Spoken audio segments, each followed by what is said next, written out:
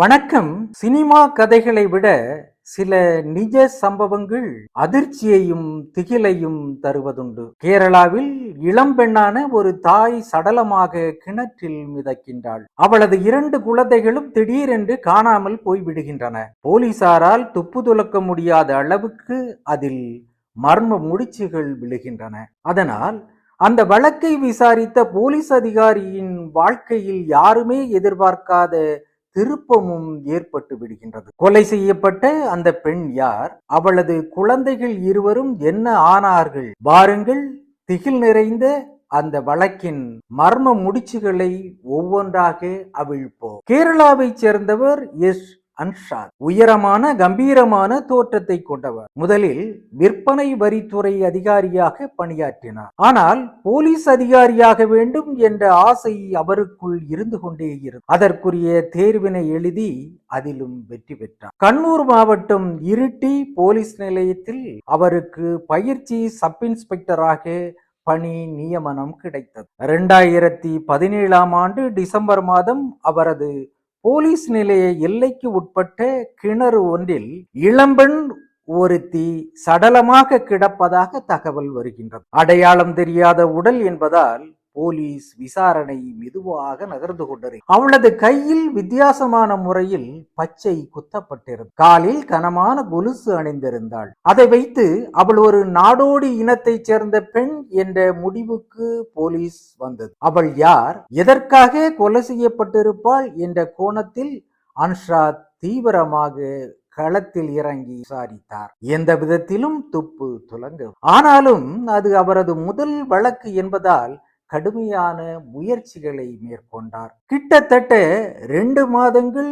தொடர்ச்சியாக பல மாநிலங்களுக்கு பயணம் செய்து பல்வேறு மாநிலங்களில் உள்ள நாடோடி இன குழுக்களை அவர் சந்தித்தார். இறந்து போன பெண்ணின் போட்டோவை காட்டி அடையாளம் காணும் முயற்சிகளில் அவர் ஈடுபட்டார். அப்போதுதான் ஒவ்வொரு நாடோடி குழுவும் வெவ்வேறு விதமாக தனித்துவமான முறையில் பச்சை குத்தி கொள்ளும் என்ற உண்மை அவருக்கு தெரிய வந்தது. இந்த நிலையில் வடமாநிலத்தில் உள்ள சிறுமி ஒருத்தி இறந்து போன பெண்ணின் உடலில் பச்சை குத்தி இருந்த அடையாளத்தை பார்த்துவிட்டு அந்த பெண் பெங்களூருவை சேர்ந்த சோபா என்று அடையாளம் காட்டினாள். சோபாவை பற்றி அதை தவிர வேறு எந்த தகவலும் அந்த சிறுமிக்கு தெரியவில்லை. போலீசார் அடுத்த கட்ட நடவடிக்கையாக இறந்து போன சோபாவின் போட்டோவை பத்திரிகைகளில் வெளியிட்டு அவளது உறவினர்கள் யாராவது இருந்தால் தொடர்பு கொள்ளும்படி கேட்டுக்கொண்டனர். அப்போது போலீசாரை தொடர்பு கொண்ட ஒரு பெண்,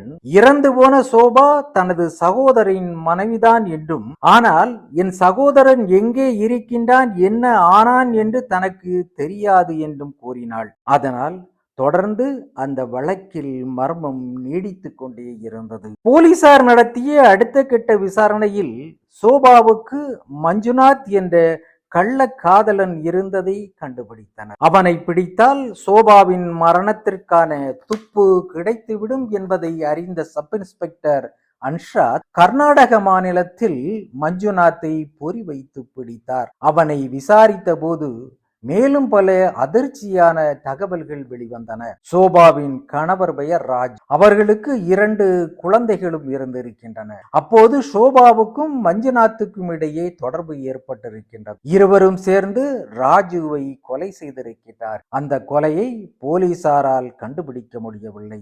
ஆனால் தனது கணவரை கொலை செய்ததை வெளியே சொல்லிவிடுவேன் என்று சோபா அடிக்கடி மஞ்சுநாத்தை மிரட்டி இருக்கின்றாள். அவளை உயிரோடு விட்டால் தனக்கு ஆபத்து என்று நினைத்து சோபாவையும் தீர்த்து கட்ட மஞ்சுநாத் திட்டம் தீட்டியுள்ளான். சோபா மற்றும் அவளது 2 குழந்தைகளோடு மஞ்சுநாத் கேரளாவில் மலப்புரம் இருட்டி பகுதியில் வசித்து வந்திருக்கின்றான். அவன் ஒரு நாள் சோபாவை கொன்று கிணற்றில் தூக்கி வீசிவிட்டு அங்கிருந்து 2 குழந்தைகளோடு பெங்களூருக்கு தப்பி சென்றிருக்கின்றான். மஞ்சுநாத்தை விசாரித்த போலீசாருக்கு அடுத்த அதிர்ச்சியும் காத்திருந்தான். அந்த 2 குழந்தைகளையும் என்ன செய்தாய் என்று கேட்டபோது அவன் ரொம்ப கூலாக பெங்களூரு ரயில் நிலையத்தில் கிளம்பி கொண்டிருந்த ரயில் ஒன்றில் அவர்களை ஏற்றி அனுப்பிவிட்டேன் என்று நான். அன்று அந்த சிறுவனுக்கு 6 வயது, சிறுமிக்கு 4 வயது. விவரம் தெரியாத அந்த 2 குழந்தைகளும் எந்த ரயிலில் பயணித்தார்கள், என்ன ஆனார்கள் என்ற அதிர்ச்சிகரமான கேள்விகள் போலீசாரிடம் எழுந்தது. அப்பா அம்மா இருவருமே கொல்லப்பட்ட பின்பு அந்த குழந்தைகள் இருவரும் அனாதையாகி விட்டதால் அவர்களை தேடக்கூட நாதி இல்லை.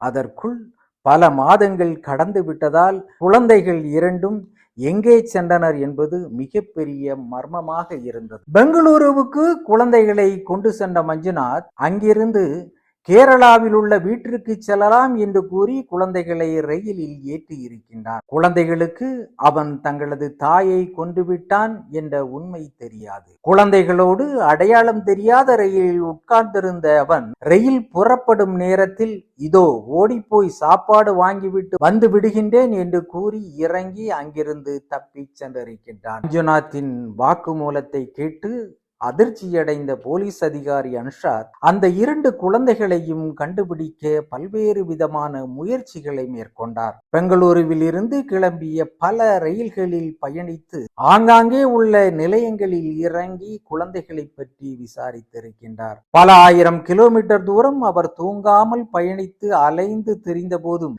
அந்த 2 குழந்தைகளை பற்றி எந்த துப்பும் அவருக்கு கிடைக்கவில்லை. இந்த நிலையில்தான் மும்பையில் உள்ள ஆதரவற்ற சிறுவர் மையத்தில் அந்த குழந்தைகள் இருவரும் உயிரோடு இருக்கின்றார்கள் என்ற தகவல் சப் இன்ஸ்பெக்டர் அன்சாத்தை வந்தடைகின்றது. அதாவது பெங்களூரு ரயில் நிலையத்திலிருந்து மும்பைக்கு செல்ல தயாராக இருந்த எக்ஸ்பிரஸ் ரயிலில் அந்த 2 குழந்தைகளையும் மஞ்சுநாத் ஏற்றிவிட்டிருக்கின்றான். தங்களை அவன் தவிக்க விட்டு சென்றது தாமதமாகத்தான் அந்த குழந்தைகளுக்கு தெரிந்திருக்கின்றது. அனாதையாக தவித்த அந்த குழந்தைகளோடு ரயில் மும்பை சென்றடைந்திருக்கின்றது. 2 நாள் அலுப்படிக்க வைக்கும் பயணம். அந்த 6 வயது சிறுவன் தனது தங்கையின் கைகளை இறுக்கமாக பற்றி கொண்டு பசியை அடக்கி இருக்கின்றார். பசியை தாங்கிக் கொள்ள முடியாத நிலை வந்தபோது தங்கையின் கரத்தை இறுக பற்றியபடியே ஒவ்வொரு பெட்டியாக நடந்து சென்று பிச்சை எடுத்து உணவு பெற்று பசியாற்றி இருக்கின்றார். பயணிகள் கொடுத்த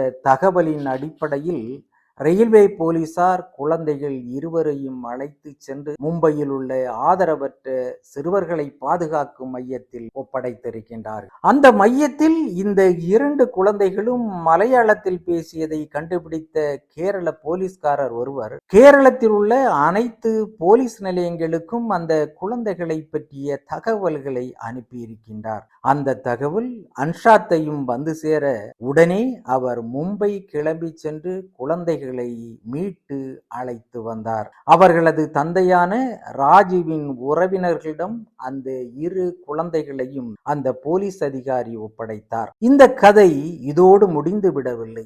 இனிதான் சப் இன்ஸ்பெக்டர் அன்ஷாத்தின் வாழ்க்கையே புரட்டி போட்ட அடுத்த அத்தியாயம் தொடங்குகின்றது. தாயும் தந்தையும் கொலையாகி விட்டதால் மீட்கப்பட்ட அந்த குழந்தைகள் 2ம் உறவினர்களிடம் ஒப்படைக்கப்பட்டது கேரளாவில் பரபரப்பான செய்தியாக வெளியானது. அதைத் தொடர்ந்து அன்ஷாத்தை ஏராளமானவர்கள் தொடர்பு கொண்டனர். குழந்தைகளை தாங்கள் வளர்த்து ஆளாக்குவதாக கூறி தத்து கேட்டனர். குழந்தைகள் மீதான அனுதாபத்தால் அவர்கள் உணர்ச்சிகரமாக முடிவெடுத்து தன்னை தொடர்பு கொள்கின்றார்கள் என்பதை போலீஸ் அதிகாரி அன்ஷாத் உணர்ந்தார். அந்த 2 குழந்தைகளின் முகமும் அவர் முன்னே நிழலாடிக்கொண்டே இருந்தது. உறவினர்களால் அந்த குழந்தைகளை படிக்க வைக்க முடியாது, அவர்களின் எதிர்காலம் கேள்விக்குறியாகிவிடும் என்பதை போலீஸ் அதிகாரி உணர்கின்றார். உடனே குழந்தைகளின் உறவினர்களிடம் பேசி அரசு அனுமதியோடு அந்த குழந்தைகள் இருவரையும் தன்னோடு அழைத்து வந்து விட்டார். தனது கண்காணிப்பில்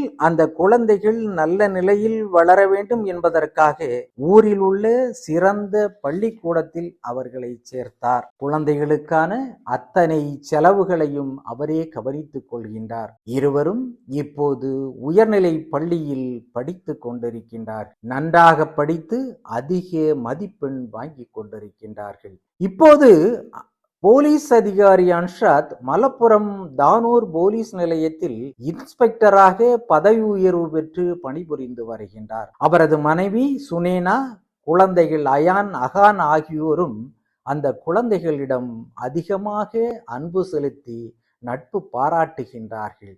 அந்த குழந்தைகளின் பெயரோ அவர்கள் படிக்கும் பள்ளிக்கூடத்தின் விவரங்களோ குழந்தைகளுடைய நலன் கருதி ரகசியமாக வைக்கப்பட்டிருக்கின்றது. அந்த குழந்தைகள் எவ்வளவு காலம் படிக்க விரும்புகின்றார்களோ அதுவரை படிக்க வைப்பேன் என்று அன்ஷாத் பெருமிதத்தோடு குறிப்பிடுகின்றார். நெகிழ்ச்சியான இந்த கதைக்கு இன்னொரு கிளைமேக்ஸ் இருக்கின்றது. பிரபல சினிமா டைரக்டர் எம் பத்மகுமார் இந்த உண்மை சம்பவத்தை அப்படியே சினிமாவாக்கி விட்டார். கடந்த மாதம் அந்த படம் வெளியாகி உள்ளது. படத்தின் பெயர் உயிர். படம் வெற்றிகரமாக ஓடிக்கொண்டிருக்கின்றது. குழந்தைகளும் மகிழ்ச்சியுடன் வாழ்ந்து கொண்டிருக்கின்றார்கள். போலீஸ் அதிகாரி அன்ஷாத்தின் மனிதாபிமானத்தை மனப்பூர்வமாக பாராட்டுவோம். நன்றி, வணக்கம்.